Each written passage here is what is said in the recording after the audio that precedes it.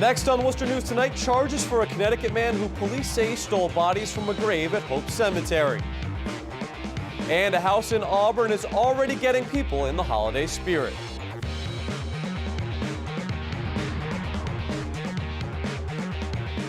Good evening. Thanks for joining us. I'm Tim McCone. We begin tonight with breaking news out of Paxton, where, according to the Telegram, the Board of Selectmen has suspended the license of Sweet Pea Animal Shelter.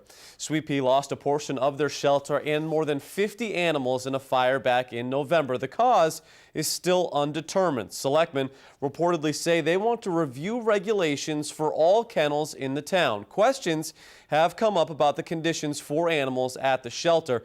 The suspension can be appealed. A Connecticut man will be back in Worcester to face charges in a bizarre grave theft. Police say the man claimed he was using the remains for religious purposes. Amador Medina appeared in Hartford Superior Court Monday and faces 5 counts of disinterment of bodies. Police say he was in possession of remains from a mausoleum in Hope Cemetery. Tonight, the city is stepping up security around Hope Cemetery, and our Olivia Lemon has the details. Kind of shocking, actually. It's hard to believe that somebody would do that, but, you know, it backs her up a few steps, I'd say. Chuck Corey repaired the glass at this mausoleum in Hope Cemetery Monday. Worcester police say a Connecticut man faces multiple charges for disturbing the gravesite. It's so peaceful in here. It's hard to believe that anything like that could happen in here. Police say 32-year-old Amador Medina is responsible for stealing the remains of 3 adults and 2 children. Some person was walking by and thought that the doors looked like they had been kind of opened and reported it to the cemetery office, and when they went in and checked, sure enough, it had been vandalized. City Manager Edward Augustus says the break-in was reported back in October. Police say a tip led them to Medina's home in Hartford, where the remains were located and secured as evidence. Investigators say Medina practices Santeria, a type of religion, and wanted the bones for medicinal and religious reasons. He is a practicing Santeria priest, which is a religion in some Latino communities that you see. It's rarely seen. Augustus says it's believed the bodies were buried more than 100 years ago, and police were not able to contact any family members. Some, like this particular, the family has decided that they're not going to use it anymore. The last person who was interned in this mausoleum was in 1944. So it now, in effect, becomes the city's responsibility. Worcester is now adding new security measures at Hope Cemetery in the wake of this theft. Hopefully it'll never happen again. I don't know how to prevent it, but how we could prevent it, but it's not a good thing to have it happen here anyway, or any cemetery. Olivia Lemon, Worcester News Tonight. And some of those new security measures include cameras as well as new locks around the cemetery. Well, 3 men are facing charges in a Worcester home invasion. Police say one of the men fired a gun inside the victim's apartment late Sunday night. Our Patricia Nicholas is following the story and has more. 3 Worcester men are arraigned Monday afternoon, charged in a home invasion at a Tower Street apartment. Well, what the motive was at this point, it's still under investigation. According to police, 2 of the men were armed with handguns. They allegedly broke into the back door of the apartment. Police say they brought a female victim and her 4 children into a room and demanded money while also ransacking the apartment. The suspects fled after one discharged a firearm. No injuries were reported. They were pretty alarmed that the round was fired. Officers did check the other apartments of the tenants just to make sure there was no injuries reported. There were none. The 3 men were taken into custody at the Classic Suites and Inn located in West Boylston. Richard Hedeman is a longtime Worcester resident. He says, unfortunately, hearing about crimes like this doesn't surprise him anymore. Oh, there's really no excuse whatsoever, especially when kids are involved. I think there's just no excuse for that. Subjecting kids to that sort of thing at that age, I mean, come on. Let alone adults. Kids, don't mess around with kids. Patricia Nicholas, Worcester News Tonight. Worcester police say a 54-year-old man has died after being struck by a car Sunday night. It happened just before 9 on the southwest cutoff. Police say the victim was trying to cross the roadway and was thrown 80 feet from where he was hit. No word on any charges against the driver. The accident remains under investigation. A teenager from Southbridge is charged with making a threat against a school. It resulted in an increased police presence at Quabog Regional High School in Warren Monday. 18-year-old Sean Truchian faces several charges, including threatening to commit a crime. He allegedly posted the threat on an app called After School. Police say their investigation shows there was never a plan to attack the school. Well, we're learning more about the terror investigation into last week's deadly shooting in San Bernardino, California. We're also hearing today from survivors of the attack. Jay Gray has the story. We will leave no stone unturned. An update this afternoon from federal agents as they continue the terror investigation in San Bernardino. We have learned and believe that both subjects were radicalized and have been for quite some time. Earlier today, the sister of Saeed Farouk was silent as she left a custody hearing for his 6-month-old daughter. But the father of the alleged terrorist reportedly spoke out, telling an Italian magazine his son became, quote, obsessed with Israel, and shared ISIS leader al-Baghdadi's ideology to create an Islamic state in the months before police say Farouk and his wife, Tashfeen Malik, killed 14 and wounded 21 during the massacre at the Enland Regional Center. All of us were crying, oh my God, what's happening? There's people dead.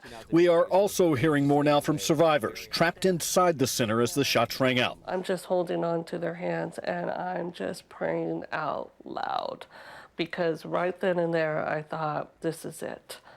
This is it. We're gone. We're definitely gone. Their prayers answered as tactical officers guided them to safety.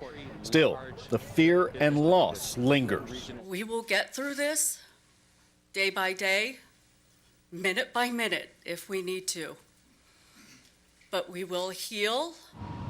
Those minutes and days so difficult right now for survivors and this grieving community. The city of Worcester makes a statement this morning speaking out against Islamophobia. The statement comes in the wake of the mass shooting in California. City Manager Ed Augustus, Mayor Joe Petty, and other community leaders condemn the violence. They say they grieve for the victims of terrorism, but want to make sure all know Worcester is an open and welcoming city. Even though we are at war with ISIS, that we still have a Muslim community who are Americans and support America. We also condemn any unfair targeting of folks in the Muslim community here within the city of Worcester or anywhere who are innocent, law-abiding, tax-paying citizens who have a right to be here and feel secure and safe. And City Manager Augustus tells us police have actually stepped up patrols around the Worcester Islamic Center on Mountain Street. Well, it was 74 years ago today when Pearl Harbor was attacked, leading the U.S. to enter World War II. Today, Worcester took time to honor a veteran who served in Hawaii during the war. Our Andy Madison introduces us to her tonight. She's called Worcester home for more than 60 years. In 1953, I did, yes. I thought a lot of it. Before that, Jean Flanagan was in the Navy, a military career that began after Pearl Harbor was attacked. 1941, I was in New Canaan, Connecticut. I remember I was outside the house and somebody, I don't know who, started screaming about Pearl Harbor. Flanagan enlisted in 1943. She would start working as a pharmacist stationed at Fort Island in Pearl Harbor during World War II, along with her brother and twin sister. In the service, they call you by your last name, so every time they called our name, we both stood up, so they separated us. That finished that. Monday, with her son by her side.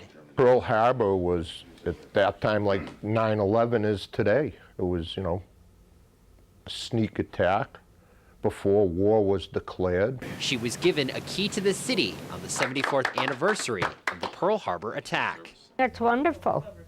I don't think I'm the only one that deserves it. I think there are a lot of people that do. On the anniversary of Pearl Harbor, we thought it was appropriate, and our family friends thought so too. In a city with many veterans, some who gave the ultimate sacrifice, It is nice that the city remembers. they pause on December 7th to remember a day. You didn't hear too much talk about it. You didn't hear a lot of talk about it. And a time when her life changed. You can be put in harm's way at any time, But being in the military, that's your job. That's what you chose to do. Andy Madison, Worcester News Tonight. Certainly a well-deserved honor. Well, Christmas is still a couple weeks away, but one man in Auburn is already fully in the holiday spirit. Our Brittany Schaefer has the story. Hundreds of people come out each year to this LED light show in Auburn, Massachusetts, a light show in which Michael Barassa takes a full year to put together. In this show alone, I probably have over 1,000 hours of work into it, because that's what I want. I want people to come and see it and enjoy it and be able to just have a good time. Michael says it all started about 30 years ago when his dad bought him a box of Christmas lights at a yard sale. He has been decorating ever since. It's his favorite holiday, and he wants other people to share in the fun and the spirit of the holiday. So to see all the man hours he puts into this, and then to see the final product is just, it's spectacular. The stars on the roof, the Christmas trees, and the arcs you see here are all handmade. Michael's wife Brianna says if he's not building something for the show, he is programming his lights to the music visitors can tune into. Everything in his show is handmade. The lights obviously are purchased, but the stars on the roof are handmade, all the mega trees, the hoops, everything is handmade. I think it's great. It shows local support coming out for somebody that lives in town here. Thousands of LED lights here coordinate to 13 songs. This is Michael's second year doing the light show, and he hopes for many more. Brittany Schaefer with